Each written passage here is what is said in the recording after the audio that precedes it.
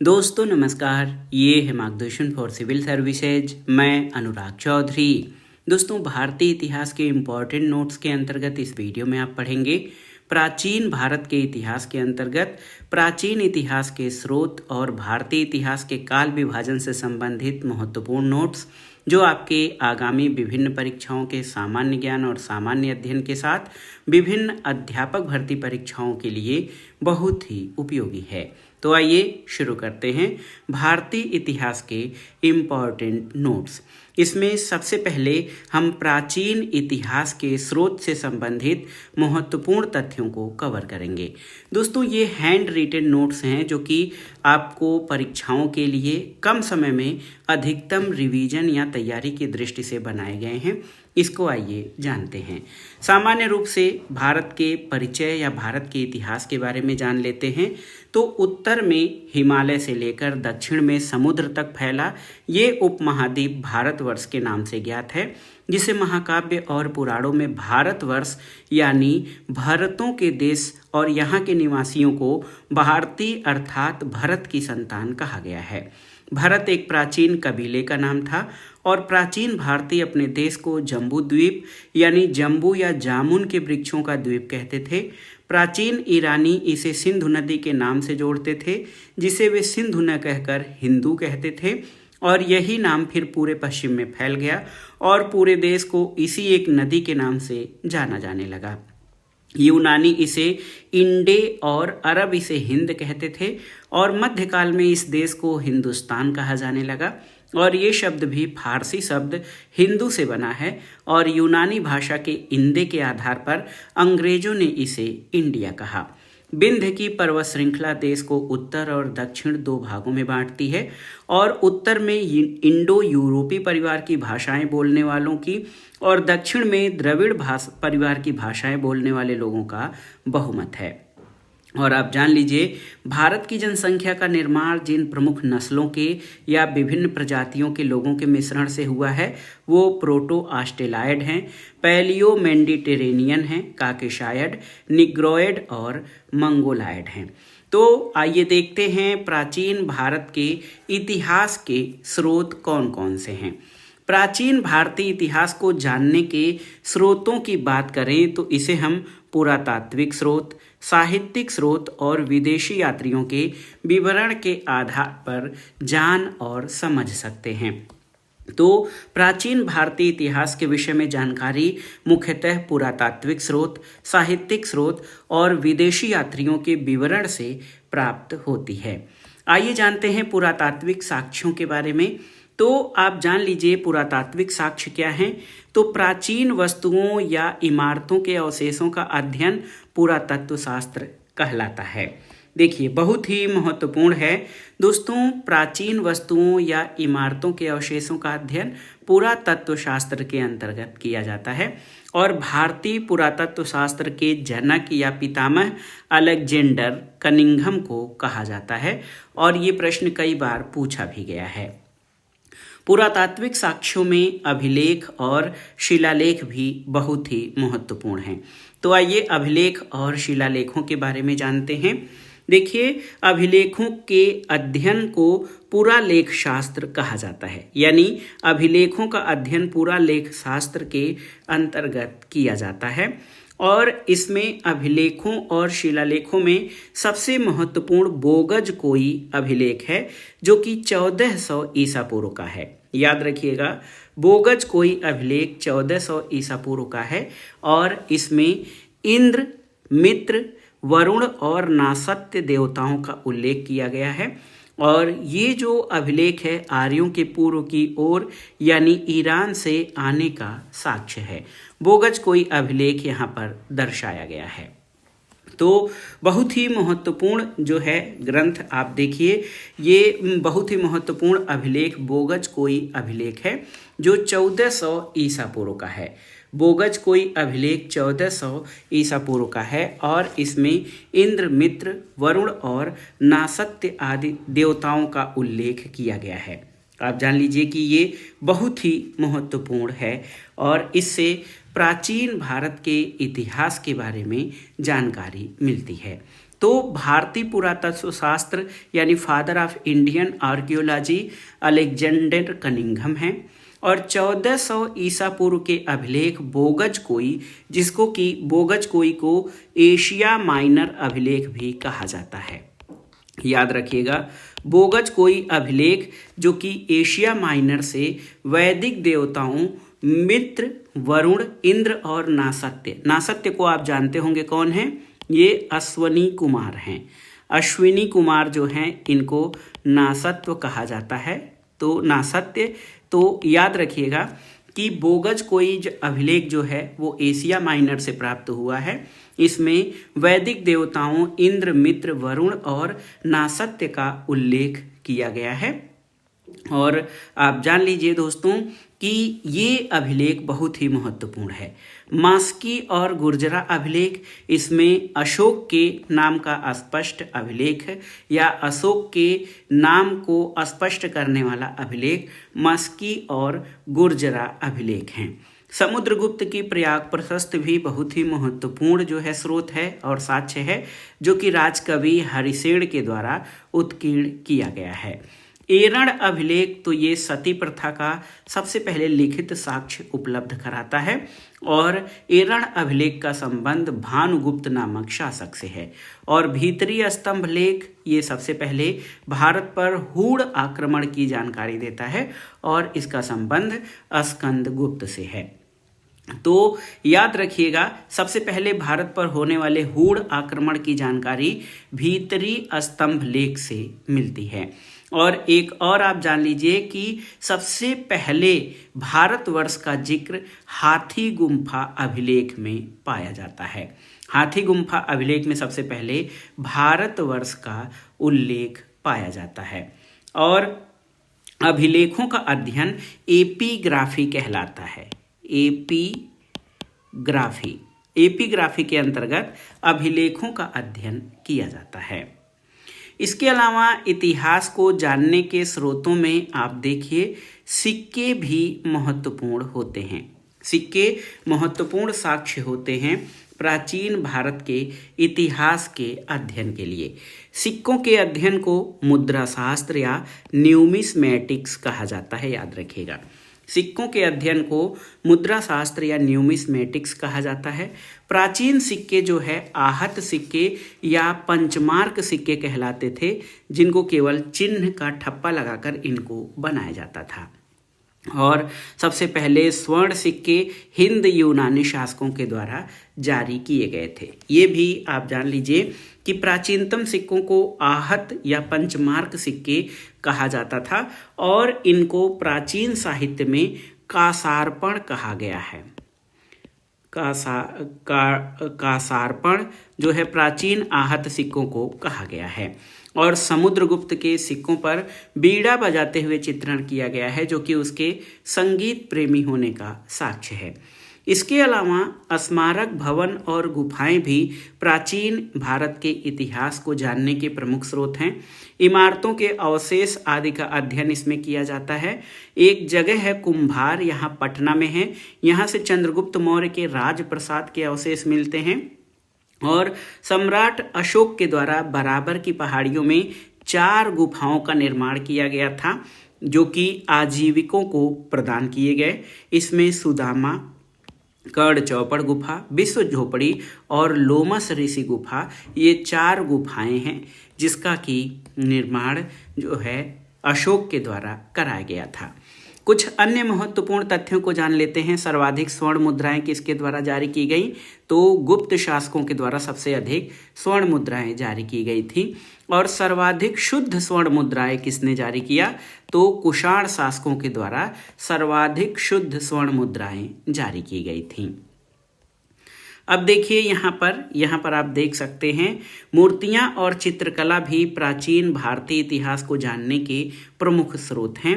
कुषाण काल में बौद्ध धर्म से संबंधित मूर्तियों का निर्माण किया गया और बुद्ध की प्राचीनतम मूर्तियाँ गांधार शैली में निर्मित हैं। और अजंता की गुफाओं के चित्र, जहाँ से प्राचीन भारतीय चित्रकला के बारे में महत्वपूर्ण जानकारी मिलती है। ये चित्र 1ली शताब्दी ईसा पूर्व से 7वीं शताब्दी ईस्वी तक बनाए गए हैं। देखिए, दशरथ जो कि मौर्य वंश का शासक था, दशरथ द्वारा नागार्जुनी पहाड़ियों में गुफाओं का निर्माण किया गया, जिसको आजीविकों को दान में दिया गया। इसमें गोपी, वेदाइका और वापिया की गुफा महत्वपूर्ण है। तो ये जो हैं, ये जो महत्वपूर्ण अध्ययन हमने किया, ये सभी पुरातत्व संबंधी साक्ष्य हैं जिनसे कि हमें भारतीय इतिहास के बारे में जानकारी मिलती है। इसके बाद आइए साहित्यिक साक्ष्य या स्रोतों के बारे में जानते हैं, जिससे भारतीय इतिहास के बारे में हमको जानकारी मिलती है। साहित्यिक स्रोत के बारे में जानते हैं। देखिए दोस्तों, साहित्यिक स्रोतों में धार्मिक साहित्य और लौकिक साहित्य आते हैं। साहित्यिक जो स्रोत हैं उसमें जो है पुराने हमारे धार्मिक साहित्य आते हैं। धार्मिक साहित्य के अंतर्गत वेद, वेदांग, उपनिषद, ब्राह्मण ग्रंथ, आरण्यक, पुराण, बौद्ध ग्रंथ और जैन ग्रंथ शामिल हैं। बौद्ध ग्रंथ जिसमें त्रिपिटक, जातक, दीपवंश, महावंश आदि हैं, इनसे मौर्यकालीन इतिहास की जानकारी भी मिलती है। और जैन ग्रंथ जैसे विशिष्ट रूप से परिशिष्ट पर्वन, भद्रबाहुचरित और भगवती सूत्र से महत्वपूर्ण साहित्यिक जो है ऐतिहासिक साक्ष्य मिलते हैं। भगवती सूत्र एक जैन धर्म से संबंधित ग्रंथ है जिसमें महाजनपदों की चर्चा की गई है। मिलिंद पन्हो एक ग्रंथ है जिसमें यवन शासक मिनांडर के बारे में जानकारी मिलती है। वेदों के बारे में हमने जाना तो वेदों की संख्या 4 है। ऋग्वेद, सामवेद, यजुर्वेद और अथर्ववेद। आप जानते हैं ऋग्वेद ऋचाओं का संग्रह है, सामवेद गीत रूप मंत्रों का संग्रह है, इसको संगीत का प्रथम साक्ष्य भी कहा जाता है। यजुर्वेद यज्ञ अनुष्ठान के नियम और कर्म कांडों का वर्णन करता है। और अथर्ववेद जो है ये तंत्र मंत्र और जादू टोना का ज्ञान प्राप्त कराने वाला महत्वपूर्ण स्रोत है। तो याद रखिएगा, ऋग्वेद ऋचाओं के क्रमबद्ध ज्ञान को ऋग्वेद कहा जाता है। ऋग्वेद में 10 मंडल, 1028 सूक्त और 10,462 ऋचाएं हैं। और इस वेद के ऋचाओं को पढ़ने वाले ऋषि को होत्र कहा जाता है। और विश्वामित्र द्वारा रचित ऋग्वेद के तीसरे मंडल में सूर्य देवता सावित्री को समर्पित प्रसिद्ध गायत्री मंत्र है। और आप जान लीजिए कि चतुष्वर्ण समाज यानी जो 4 वर्णों का समाज है, ब्राह्मण, क्षत्रिय वर्ण और ब्राह्मण, क्षत्रिय, वैश्य और शूद्र आदि का स्रोत ऋग्वेद का 10वां मंडल, इसमें वर्णित पुरुष सूक्त है, जिसके अनुसार ब्राह्मण, क्षत्रिय, वैश्य और शूद्र आदि पुरुष ब्रह्मा के क्रमशः मुख, भुजा, जंघा और चरणों से उत्पन्न हुए हैं। और प्रमुख जो ऐतिहासिक साहित्य है उनसे भी हमें भारतीय इतिहास के बारे में जानकारी मिलती है। देखिए, अष्टाध्यायी ग्रंथ है जिसके रचनाकार ऋषि पाणिनि हैं। इसमें हमें संस्कृत व्याकरण की जानकारी मिलती है और अष्टाध्यायी संस्कृत व्याकरण का लिखित पहला ग्रंथ है। इस ग्रंथ में पूर्व मौर्य काल की सामाजिक दशा का चित्रण किया गया है। अर्थशास्त्र आप जानते हैं, कौटिल्य या चाणक्य द्वारा रचित अर्थशास्त्र ये राजनीति विज्ञान और जो है कूटनीति का महत्वपूर्ण ग्रंथ है। इसमें मौर्यकालीन राज व्यवस्था का चित्रण किया गया है और राजकीय व्यवस्था या राज व्यवस्था पर लिखित ये प्रथम पुस्तक है। राजतरंगिणी ये कल्हड़कृत राजतरंगिणी, इसमें कश्मीर के इतिहास का वर्णन किया गया है। और पतंजलि की महाभाष्य, इसमें मौर्योत्तर कालीन व्यवस्था की जानकारी मिलती है। तो याद रखिएगा, भारतीय इतिहास को समझने के ये प्रमुख ऐतिहासिक जो साहित्य हैं या इनसे भी प्राचीन भारतीय सामाजिक, आर्थिक, राजनीतिक आदि व्यवस्थाओं की जानकारी मिलती है। साथ ही साथ साहित्य में विदेशी यात्रियों के वृत्तांत भी महत्वपूर्ण होते हैं, जहां से हमें प्राचीन भारतीय इतिहास को समझने में मदद मिलती है। आप देखिए, जो विदेशी यात्रियों के वृत्तांत हैं उसमें मुख्य रूप से यूनानी लेखक, चीनी लेखक, अरबी और अन्य लेखकों को शामिल किया जा सकता है। हेरोडोटस ये प्रमुख विदेशी यात्री में यूनानी यात्री रहे हैं। हेरोडोटस को इतिहास का पिता या फादर ऑफ हिस्ट्री कहा जाता है। ये यूनानी इतिहासकार थे। इन्होंने अपनी रचनाओं में कल्पित कहानियों को स्थान दिया था। एक लेखक हैं टीसीएस, ये ईरान के राजवैद्य थे। मेगास्थनीज, इनकी रचना इंडिका है। और मेगास्थनीज चंद्रगुप्त मौर्य के दरबार में सेल्यूकस के राजदूत के रूप में आए थे और इन्होंने मौर्यकालीन समाज और राजव्यवस्था का वर्णन अपने ग्रंथ में किया है। टॉलेमी ने जियोग्राफिका नामक पुस्तक की रचना की है। इनको भूगोल का पिता कहा जाता है। प्लिनी, तो याद रखिएगा, प्लिनी की रचना है नेचुरल हिस्ट्री और इसकी रचना पहली सदी में की गई।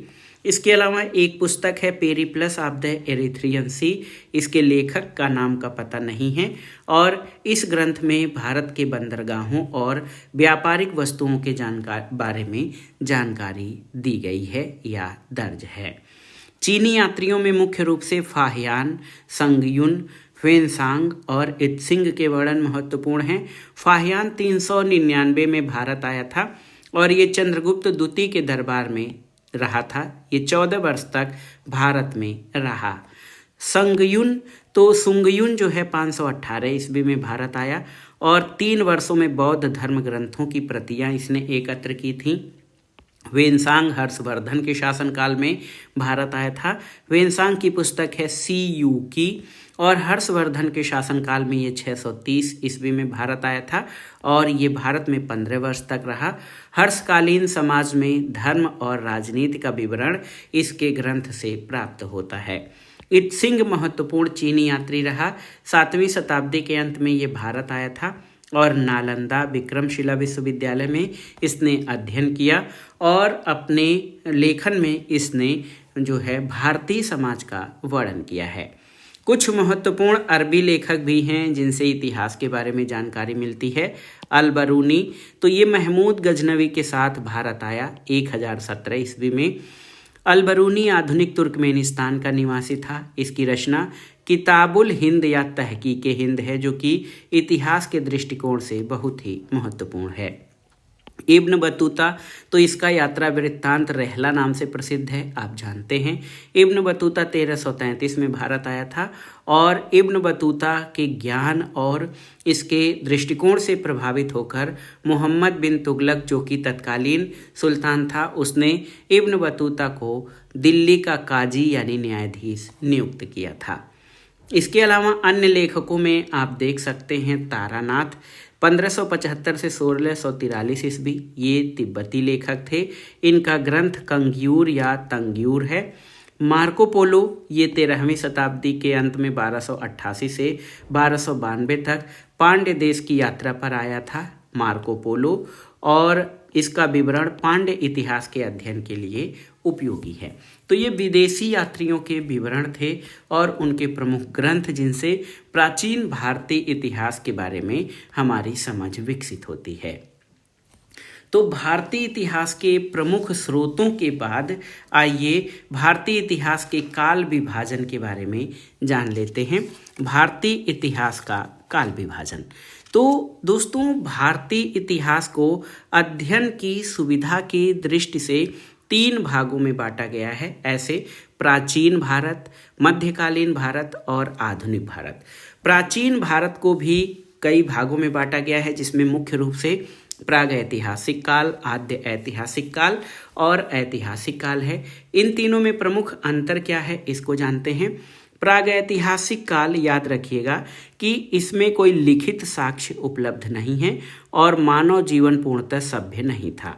आद्य ऐतिहासिक काल, तो आप जान लीजिए आद्य ऐतिहासिक काल में पुरातात्विक साक्ष्य उपलब्ध हैं, लेकिन इस काल में उपलब्ध लिखित साक्ष्यों को अभी तक पढ़ा नहीं जा सका है और आद्य ऐतिहासिक काल को कांस्य युग भी कहा जाता है। प्राचीन भारत इतिहास का जो विवरण है या वर्णन है उसके विभाजन में ऐतिहासिक काल का बहुत ही महत्वपूर्ण स्थान है। ऐतिहासिक काल में जो लिखित साक्ष्य प्राप्त हुए हैं इन साक्ष्यों को पढ़ने में सफलता मिली है और लगभग 600 ईसा पूर्व के बाद के काल को ऐतिहासिक काल कहा जाता है। देखिए, आइए जो भारतीय इतिहास का काल विभाजन है इसको जानते हैं, क्योंकि ये अध्ययन की सुविधा के दृष्टिकोण से ही ये काल विभाजन किया गया है। ये बहुत ही महत्वपूर्ण है। अध्ययन की सुविधा की दृष्टि से ही काल विभाजन किया गया है। इतिहास का विभाजन प्री हिस्ट्री यानी प्रागैतिहासिक, आद्य इतिहास यानी प्रोटो हिस्ट्री और इतिहास यानी हिस्ट्री या ऐतिहासिक काल के रूप में किया गया है। तो जिस काल में मनुष्य ने घटनाओं का कोई लिखित विवरण उद्धृत नहीं किया वो प्रागैतिहासिक काल है। आद्य ऐतिहासिक काल वो काल है जिस काल में लेखन कला के प्रचलन के बाद जो लेख हैं या जो अक्षर हैं वो पढ़े नहीं जा सके हैं। और मानव विकास का वो काल इतिहास या ऐतिहासिक काल कहा जाता है जो कि जिसका लिखित विवरण उपलब्ध है और जिसको या जिन स्रोतों को पढ़ने में सफलता प्राप्त हुई है। अब आइए देखते हैं जो विभाजन है उसमें पाषाण काल के बारे में जानते हैं। पाषाण काल जो है ये बहुत ही महत्वपूर्ण है। पाषाण काल को हम अध्ययन की सुविधा के दृष्टि से पूरा पाषाण काल, मध्य पाषाण काल और नव पाषाण काल में विभाजित कर सकते हैं। आप देखिए पूरा पाषाण काल का जो समय है वो 5 लाख से 10,000 ईसा पूर्व है। मध्य पाषाण काल 10,000 ईसा पूर्व से 6,000 ईसा पूर्व और नव पाषाण काल 6,000 ईसा पूर्व से 1,000 ईसा पूर्व का काल है। पूरा पाषाण काल में आप देखिए निम्न पूरा पाषाण काल जिसको सल्क संस्कृत कहा जाता है, इसका विस्तार सोहन घाटी और बेलन घाटी में मिलता है।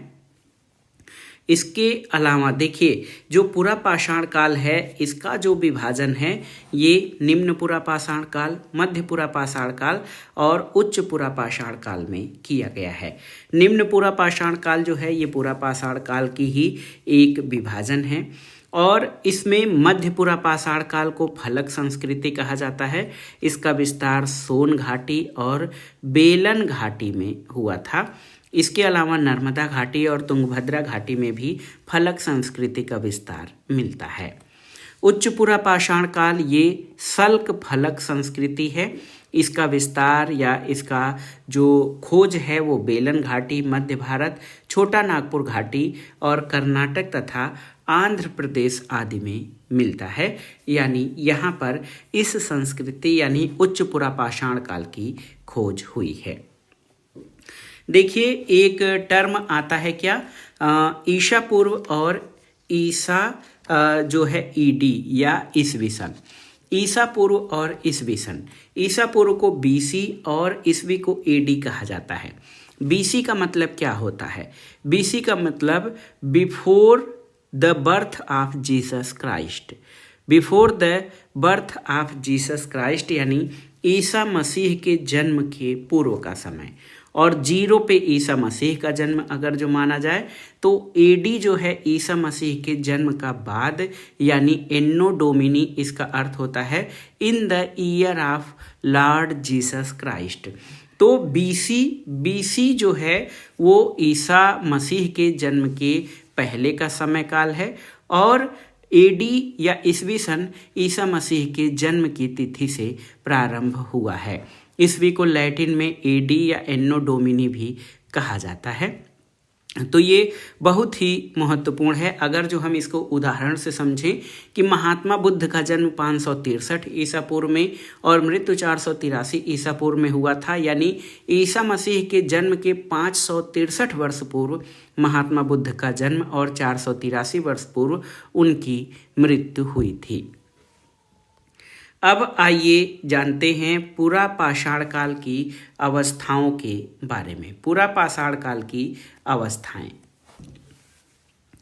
पूरा पाषाण काल को अध्ययन की दृष्टि से आप देखिए पूर्व पूरा पाषाण काल, मध्य पूरा पाषाण काल और उत्तर पूरा पाषाण काल में बांटकर हम इसका अध्ययन कर सकते हैं। ये बहुत ही महत्वपूर्ण है।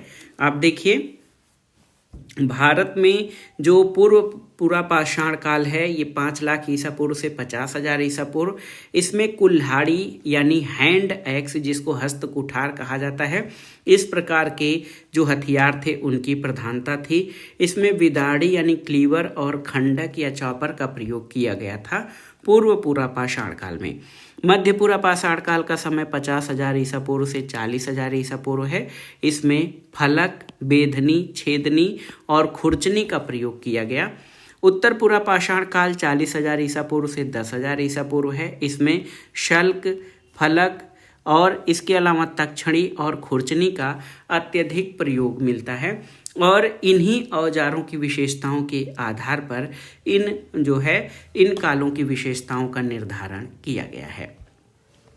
भारत में जो प्रमुख पूर्व पूरा पाषाण कालीन स्थल हैं उनको जानते हैं। देखिए, सोवन या सोहन नदी घाटी ये पंजाब, पाकिस्तान के पंजाब क्षेत्र में है। इसके अलावा देखिए बेलन घाटी मिर्ज़ापुर उत्तर प्रदेश में, डींडवाना राजस्थान में, भीमबेटका आप जानते हैं भोपाल मध्य प्रदेश में है।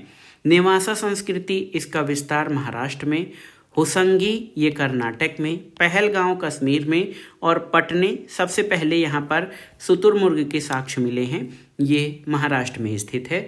ये पूर्व पूरा पाषाण कालीन स्थल हैं। पूर्व पूरा पाषाण काल की अवधि में जलवायु में नमी कम हो गई थी, ये बहुत ही महत्वपूर्ण विशेषता है। मध्यपुरा पाषाण काल के बारे में जानते हैं तो ये सरल वाटिकास्म का उद्योग प्रचलित हुआ। पत्थर के गोलों से वस्तुओं का निर्माण किया गया और शिल्प सामग्री इसमें नर्मदा और तुंगभद्रा नदी घाटी के किनारे उपस्थित मिली है। उत्तर पूरा पाषाण काल में आर्द्रता कम हो गई, जलवायु अपेक्षाकृत गर्म हो गया और चकमक उद्योग की स्थापना उत्तर पूरा पाषाण काल में हुई थी।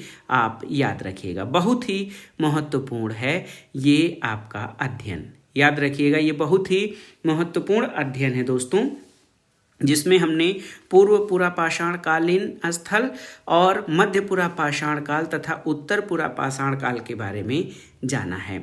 और ये जो हमारा अध्ययन है ये इतिहास के काल विभाजन से संबंधित है। मध्य पाषाण काल के बारे में जानते हैं तो मध्य पाषाण काल इसका समय 10,000 ईसा पूर्व से 6,000 ईसा पूर्व तक का माना जाता है। देखिए, 10,000 ईसा पूर्व से 6,000 ईसा पूर्व तक के काल को मध्य पाषाण काल कहा जाता है और मध्य पाषाण काल, पूरा पाषाण काल और नव पाषाण काल के मध्य का संक्रमण काल था। इसमें मुख्यतः जो विशेषताएं थी, मनुष्य आखेटक और पशुपालक के रूप में था। गर्म जलवायु के परिणाम स्वरूप वनस्पतियों और जीवों में वृद्धि हुई और अधिकतर अहिंसक पशुओं को मनुष्य ने पालतू बनाया और सबसे पहला पालतू पशु आप याद रखिएगा कुत्ता था। और मध्य पाषाण काल में पत्थर के छोटे छोटे औजारों का प्रयोग किया गया। इन छोटे औजारों को माइक्रोलिथ कहा जाता है। मध्य पाषाण काल के बाद नव पाषाण काल आया जिसका समय 6,000 से 4,000 ईसा पूर्व है। इसमें पशुओं को पालतू बनाने का जो है कार्य किया गया और कृषि के साक्ष्य मेहरगढ़ से प्राप्त हुए हैं।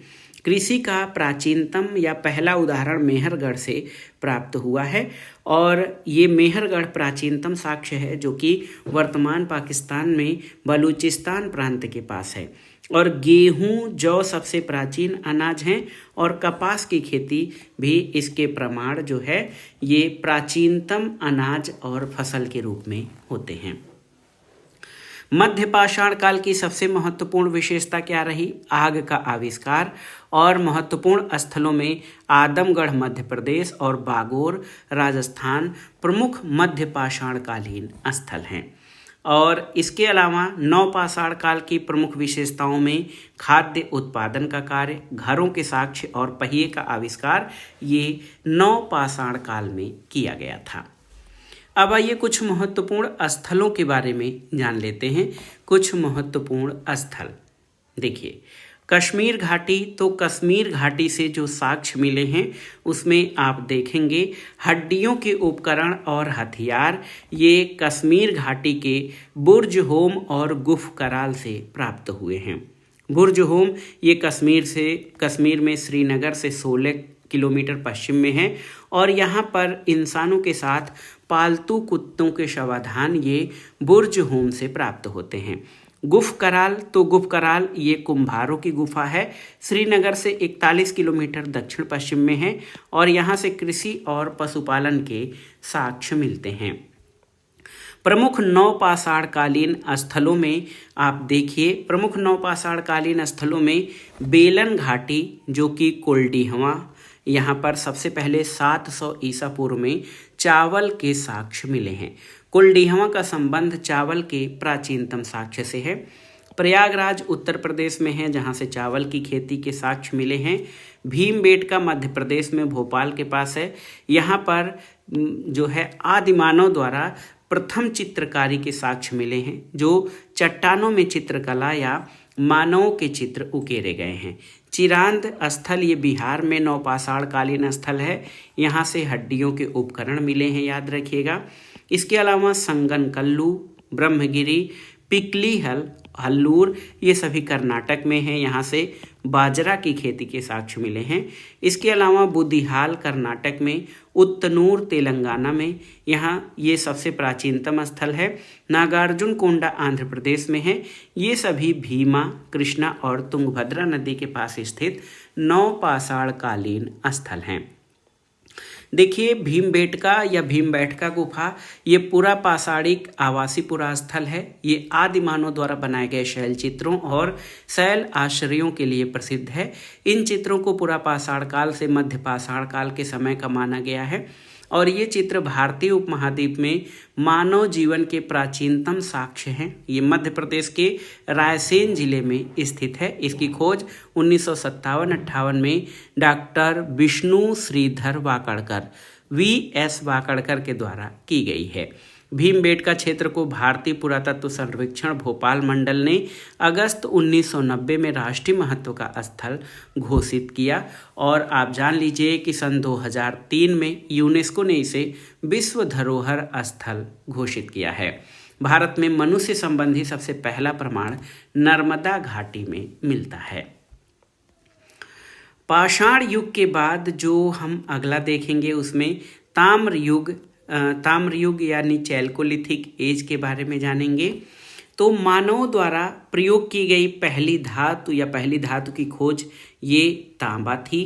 तांबा और पत्थरों का साथ साथ प्रयोग जो है ये किया गया ताम्र युग में और जो है ये समुदाय ग्रामीण समुदाय था। तांबा मुख्य रूप से मलाज खंड मध्य प्रदेश और खेतड़ी राजस्थान से प्राप्त होता था। ताम्र युग ये बहुत ही महत्वपूर्ण था। ताम्र युग और इसमें सबसे पहले मानव ने जो धातु का प्रयोग किया था उसमें तांबे की धातु या तांबे के औजारों का प्रयोग किया गया था। इसके अलावा देखिए, प्रमुख ताम्र पाषाणिक संस्कृतियाँ तांबे और पत्थरों के साथ साथ प्रयोग में ताम्र पाषाणिक संस्कृति कहा जाता है। इसमें धातु कर्म का ज्ञान जो है आहाड़ संस्कृति में हुआ था। आहाड़ संस्कृति से धातु कर्म के ज्ञान का पता चलता है और राजस्थान के उदयपुर क्षेत्र जो है आहाड़ संस्कृति के लिए प्रसिद्ध है। और कायथा संस्कृति के प्रमाण चंबल नदी क्षेत्र में मिले हैं। रंगपुर संस्कृति गुजरात के तटीय क्षेत्र में मिली है और मालवा संस्कृति नर्मदा नदी का क्षेत्र है। सबसे बड़ी साइट जोरवे संस्कृति है। महाराष्ट्र का दायमाबाद और इनाम गांव ये जोरवे संस्कृति का प्रतिनिधित्व करते हैं। ताम्रपाषाणकालीन प्रमुख स्थलों में पूर्वी भारत में जो प्रमुख स्थल हैं, चिरांद ये गंगा नदी घाटी में बिहार में, बर्धमान मिदनापुर पश्चिम बंगाल में स्थित हैं। मध्य भारत के ताम्रपाषाणकालीन स्थल मालवा, कायथा और एरण हैं। महाराष्ट्र में जोरवे, नेवासा और दायमाबाद तथा चंदोली, सोनगांव, इनाम गांव, प्रकाश और नासिक ये प्रमुख ताम्रपाषाणकालीन स्थल हैं महाराष्ट्र में स्थित। इसके अलावा दक्षिण पूर्वी राजस्थान में आहाड़ ये सबसे पहला और आहाड़ और गिलुंद ये ताम्रपाषाणकालीन स्थलों में आते हैं। तो आप जान लीजिए, ये जो है हमने भारतीय इतिहास के वर्गीकरण से संबंधित ये महत्वपूर्ण तथ्यों को कवर किया। थोड़े से और तथ्य आप जान लेते हैं, थोड़े से और तथ्यों को जान लेते हैं। यहाँ से ध्यान से देखिएगा कि भारत में मध्य पाषाण काल के बारे में जानकारी सबसे पहले 1867 में C.L. कार्लाइल ने विंध्य क्षेत्र में लघु पाषाण उपकरणों की खोज की थी और आप जानते हैं रॉबर्ट ब्रूस फूटे पहले व्यक्ति थे जिन्होंने 1863 में भारत में पुरापाषाणकालीन औजारों की खोज की थी। और भारत में सबसे प्राचीन नगर मोहनजोदड़ो था। सिंधी भाषा में इसका अर्थ मृतकों का टीला होता है। इनाम गांव ताम्रपाषाण युग की एक बड़ी बस्ती थी और इनाम गांव का संबंध जो है ये किससे, जोरवे संस्कृति से था। इनाम गांव महाराष्ट्र का दायमाबाद और इनाम गांव ये जोरवे संस्कृति से संबंधित रहा है। और भीमबेटका के बारे में हमने बताया ही। और भारतीय नागरिक सेवा के अधिकारी रिजले पहले व्यक्ति थे जिन्होंने पहली बार वैज्ञानिक आधार पर भारत की जनसंख्या का प्रजातीय विभेदीकरण किया था। तो दोस्तों ये था आज का वीडियो, बहुत ही महत्वपूर्ण। विभिन्न परीक्षाओं के सामान्य ज्ञान और सामान्य अध्ययन के साथ भारतीय इतिहास से आयोजित की जाने वाली अध्यापक भर्ती परीक्षाओं के लिए ये वीडियो बहुत ही महत्वपूर्ण है। और इसमें हमने प्राचीन भारतीय इतिहास के इम्पॉर्टेंट नोट्स के अंतर्गत प्राचीन भारतीय इतिहास के स्रोत और भारतीय इतिहास के काल विभाजन से संबंधित महत्वपूर्ण तथ्यों को कवर किया। ये सभी प्रश्न बहुत ही इम्पॉर्टेंट हैं, आप इनको अच्छे से तैयार कर लीजिएगा, याद कर लीजिएगा, ताकि परीक्षाओं में जब ये प्रश्न पूछे जाएं तो आप उनको सही अटेम्प्ट कर सकें। ये वीडियो आपको कैसा लगा हमें कमेंट बॉक्स में ज़रूर बताइएगा। वीडियो को लाइक करें, शेयर करें और इस चैनल मार्गदर्शन फॉर सिविल सर्विसेज को सब्सक्राइब करें। वीडियो देखने के लिए धन्यवाद। नमस्कार।